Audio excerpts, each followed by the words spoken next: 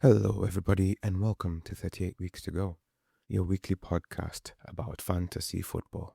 I am your host, Nash, and let's get into it. How was a blank week for you? With an average of 36, did you do better than that? My biggest problem this game week is that I believed too much in Aston Villa and brought in two players, and then they went on to do absolutely nothing and lose 1-0. That's what broke my heart this week. Now, when it comes to the things that surprised me as well, I had Mukiele in my team, and then Sunderland go on to be beaten at home 5-0. 5-0. What were they doing? 5-0. Goodness, that was such a disappointment. I was also really hoping that Liverpool would hang on to a clean sheet, but it wasn't meant to be. Outside the Nottingham Forest match, it was a pretty low scoring week. The highest scoring game of the game week was Nottingham Forest 5, Sunderland 0. Now, my immediate thought when I saw this result was, wow, this is a team that really wants to stay up. They just capitalized on everything and everything seemed to go their way. There was an own goal from Hume, Morgan Gibbs-White scored, Wood scored, Jesus and Morgan Gibbs-White. Sunderland had a goal disallowed. I was very disappointed because Mukiele would have had the assist. Igor Jesus had 2 assists. Aina had 1. Gibbs-White had 1. Awoni had 1. Igor Jesus had 3 bonus points. Gibbs-White had 2. And Wood had 1. So I guess for those 2 teams in our league that have captained Wood from the beginning, they're benefiting now. This match for me is also my most disappointing match because Sunderland, even though to be fair, they didn't play as badly as the result shows, but things just didn't go their way. And I expected more from Sunderland. I expected this game to be more competitive because Sunderland have been so competitive. This is the kind of form they would be happy with towards the end of the season because it could have been destabilizing if it was earlier on. The marquee game of the game week. So Arsenal take on Newcastle. And for all Arsenal fans and nerves, the goal came quite early with Eze scoring quite a beautiful goal. Wissa had the best Newcastle chance and that could have changed everything, but he did not capitalize on it. Fultemada looked creative with that pass, but outside that, it wasn't a great game, but most of the games Arsenal play aren't great to watch. It's almost like yesterday's Champions League game between PSG and Bayern was ridiculous. And the Arsenal Atletico Madrid game that's going to happen tonight, I doubt it'll have the same kind of fire. I hope it does, because it would set up a possible final that would be worth watching. Raya had 3 bonus points, and that tells you everything you need to know. Gabriel had 2, Saliba and Hincapié had 1. Defense won this game. Arsenal's DNA. Even though it wasn't such a great scoring week, there are still top performers in every position. In goal, Raya had 10, Leno had 7 along with Sells, Kinski had 6, and then Martinez, Woodman and Lemons had 3. When it comes to defenders, Anderson was a top performing defender with 11, Hincapié had 9 along with Ola Aina, Gabriel, Robertson, Milenkovic, Pedro Porro and Spence had 8. When it comes to the top performing midfielder, McAllister Gibbs-White had 13, Casemiro had 12, Sessegnon had 11, Jensen and Souček had 10. The top performer had 14 points and that person is Igor Jesus, the top performer this week, 14 points.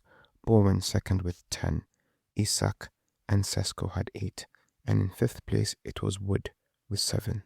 I look at Wood and wonder if he had been available the whole season, would the season have turned out differently? And no, I make Wood sound like he's Ronaldo. Let's look at some stats generated from the game week. Bruno Fernandes's 27 Premier League goals involvement, 8 goals and 19 assists, have been worth 30 points. It is just the 9th time in the competition's history that a player has reached that total in a campaign. With 70 goals and 70 assists, those 140 contributions have now tied him to Cristiano Ronaldo, who had 103 goals and 37 assists.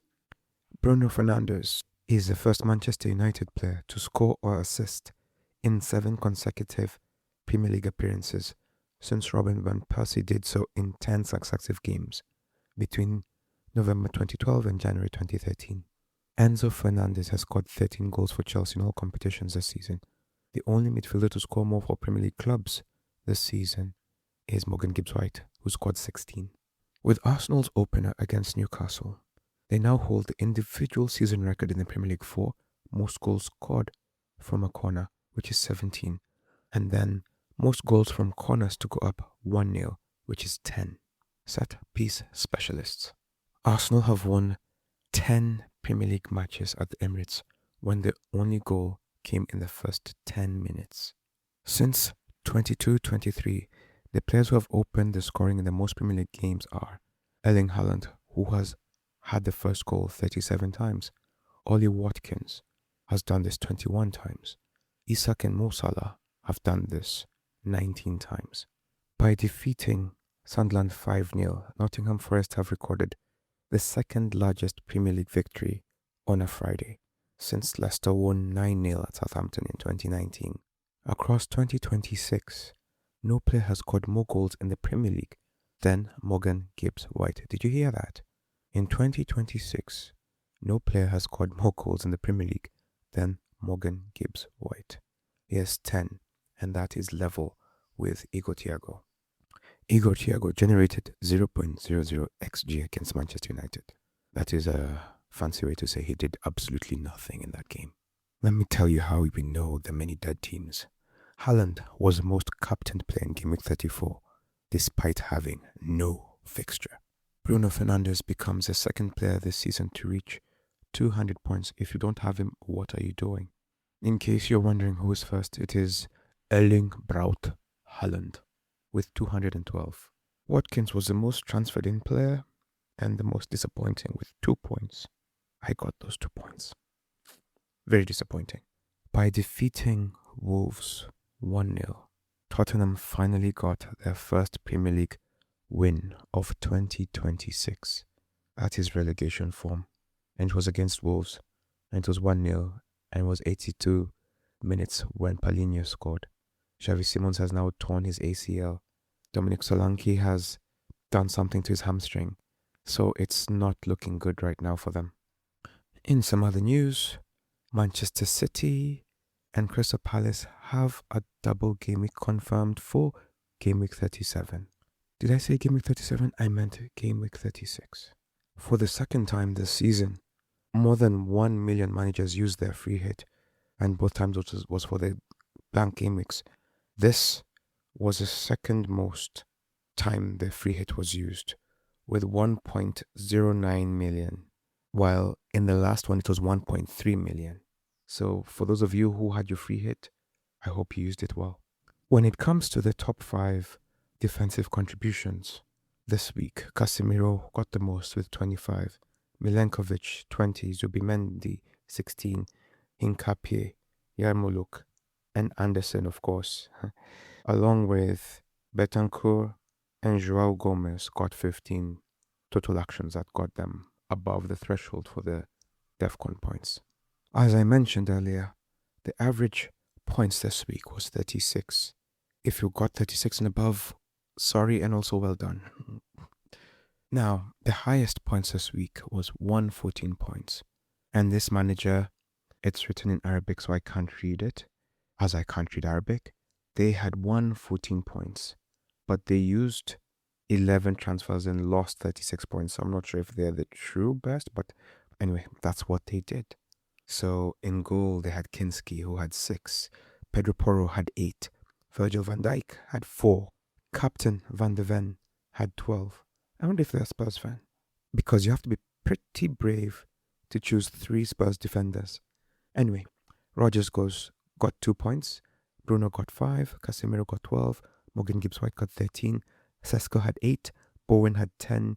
Thiago had 1. Raya on the bench had 10. Dewsbury Hall 8. Saliba 7. Gabriel 8. And that's how they got 114 points. In our group, Edwin Aur got 73 points. Now my 42 doesn't feel so bad.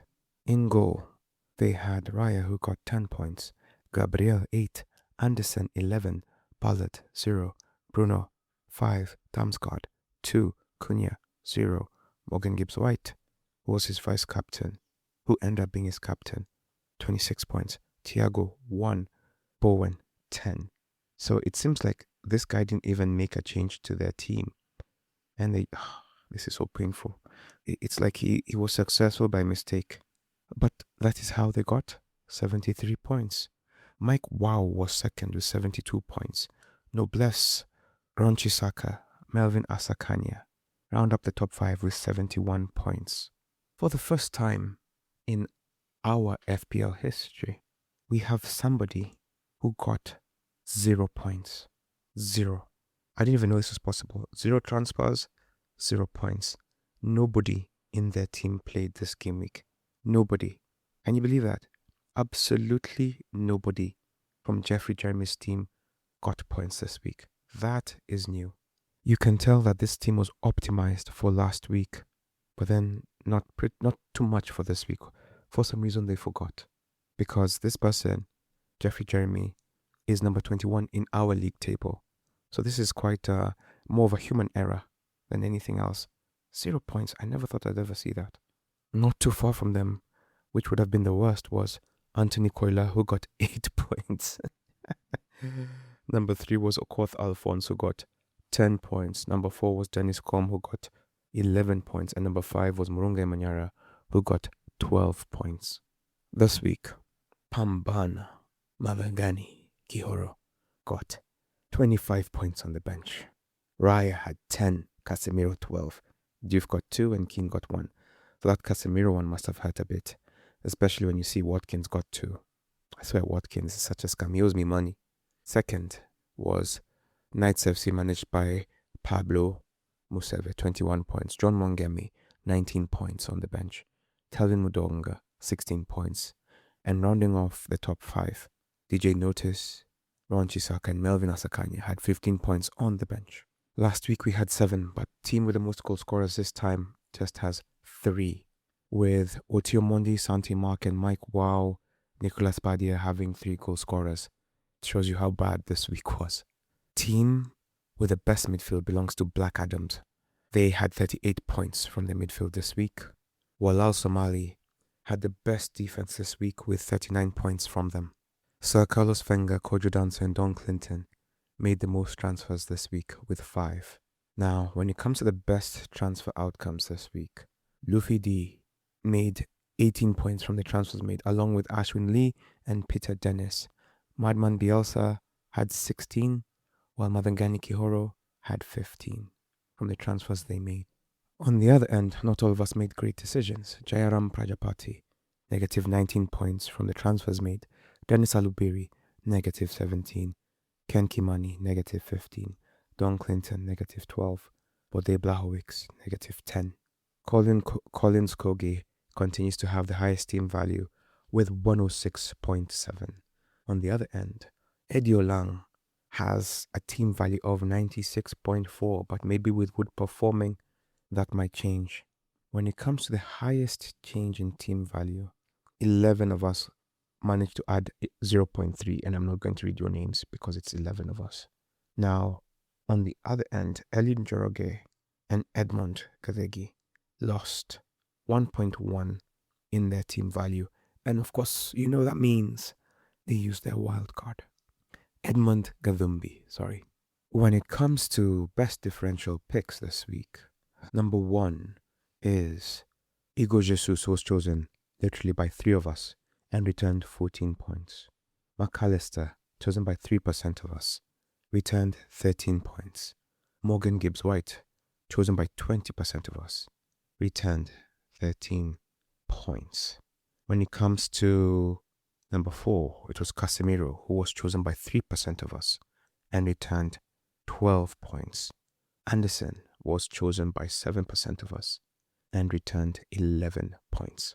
Honestly, Elliot Anderson is just such a good DEFCON pick, and when he scores, it makes him even look that much better. This week, Mike Wow, who has been silent this season, has jumped the most in the overall ranking, jumping 821,000 positions. David Mbeumo has dropped 542,000 positions this week. That's crazy because we have somebody who got literally 0 and they did not drop that much. Don Clinton has the most green arrows in our table. This is amazing. If you've been a listener of this podcast, you know Don Clinton is usually on the other end. Well done, Don Clinton. I don't know what's gotten into you, but I'm very happy and proud of you. 11th straight week of green arrows. That's impressive.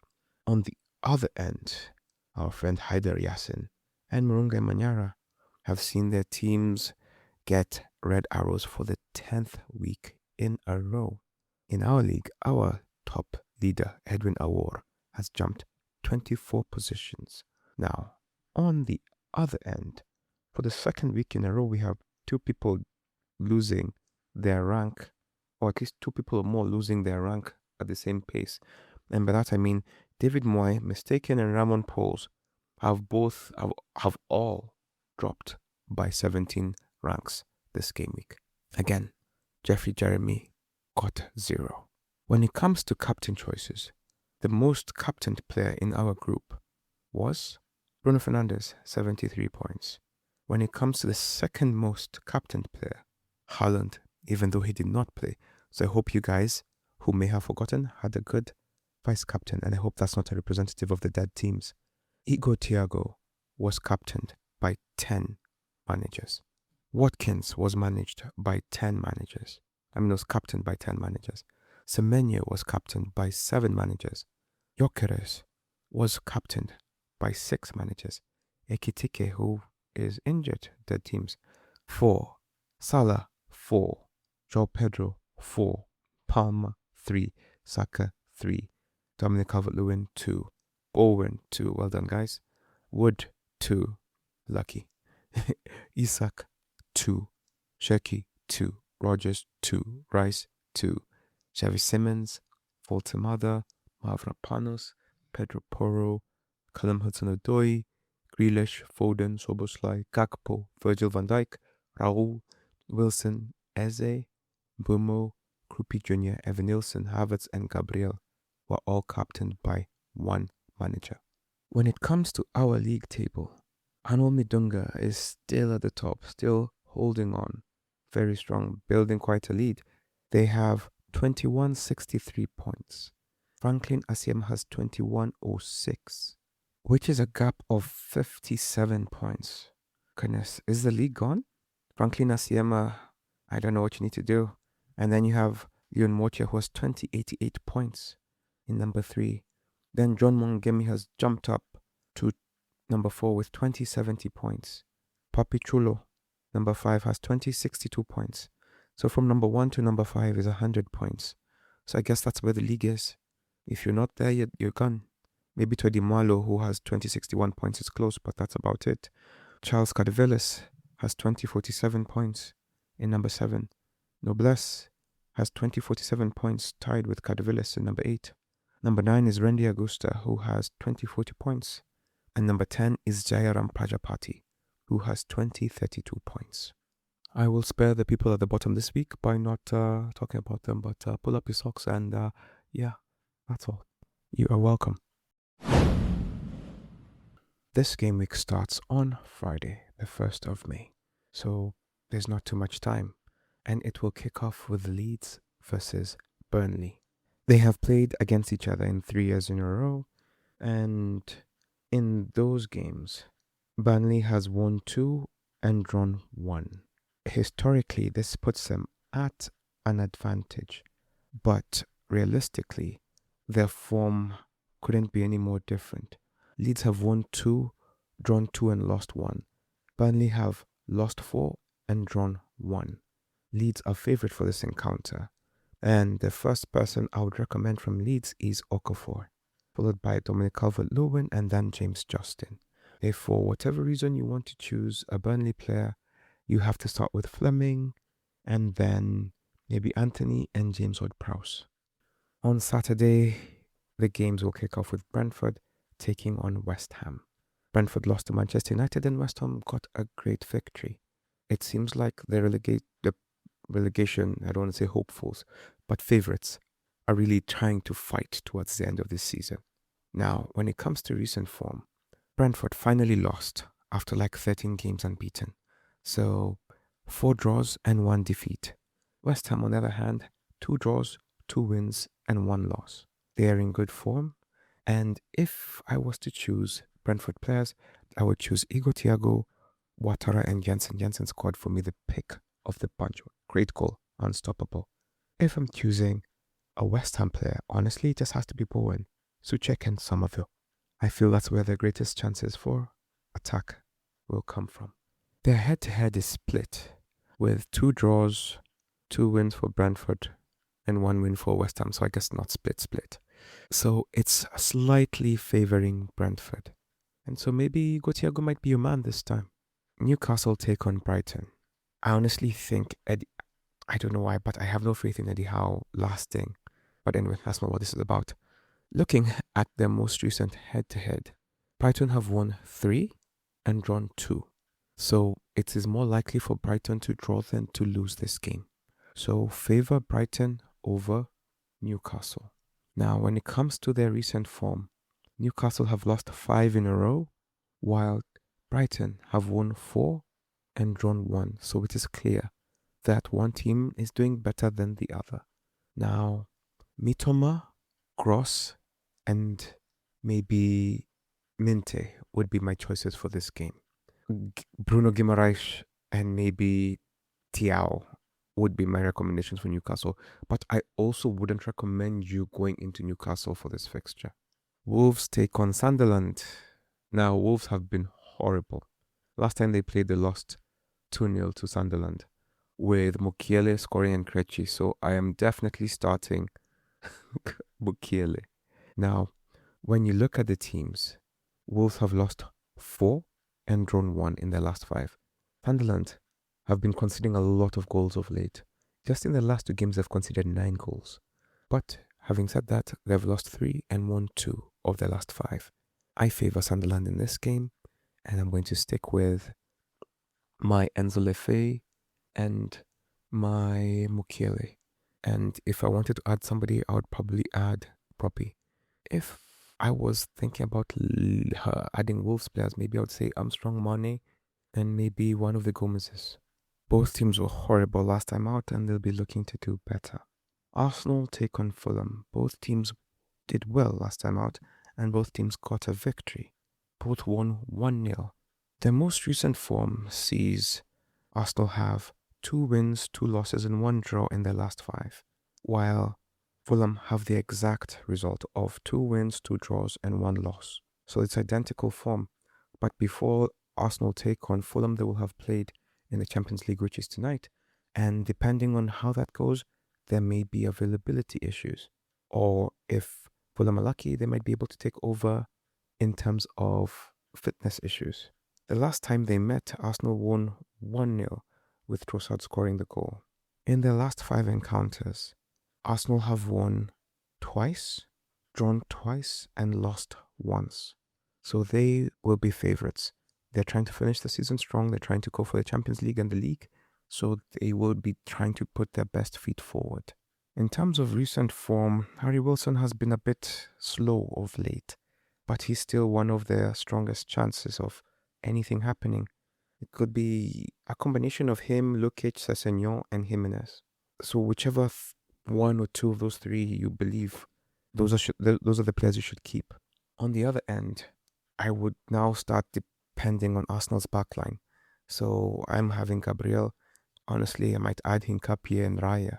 Who knows? But as always, because of Europe, just be a little bit patient before you choose your Arsenal players. When it comes to Sunday, Bournemouth take on Crystal Palace. Crystal Palace, after recently looking good, were beaten by Liverpool. Their recent form has 2 defeats, 2 wins, and 1 draw. So it's decent form. Bournemouth have 2 wins and 3 draws. So they have been good. They have been very difficult to beat. And I honestly think they will be slight favourites for this encounter. When it comes to their head-to-head, there are 3 recent draws and 2 wins for Bournemouth. So Bournemouth will be favoured for this one. And given their form, they will still be favourites. And it must be said that Crystal Palace have Europe in between. They're playing Shakhtar Donetsk. And so they may be a little distracted and may be focusing on Europe instead of the Premier League. So I wouldn't really jump into their team because there's going to be a high risk of rotation depending on how the Shakhtar game goes. And they'll be looking to win that game over the Premier League game, which makes more sense given the position. They're not in danger of being relegated and they're not in danger of winning the Premier League, The thing about Crystal Palace is that they have a double game week coming up. So there's also the thing of you should sort of start, if you intend to triple up on them, you should start getting into their players now. So do that kind of math in your head and figure out how you're going to play it. They do play Manchester City in the second of that, so I don't know how you would feel about that. Now, I'm going to just try and hope that Hill, my defender, will do a job, and then it's Krupi Jr. and Evan Nilsson or Tavernier.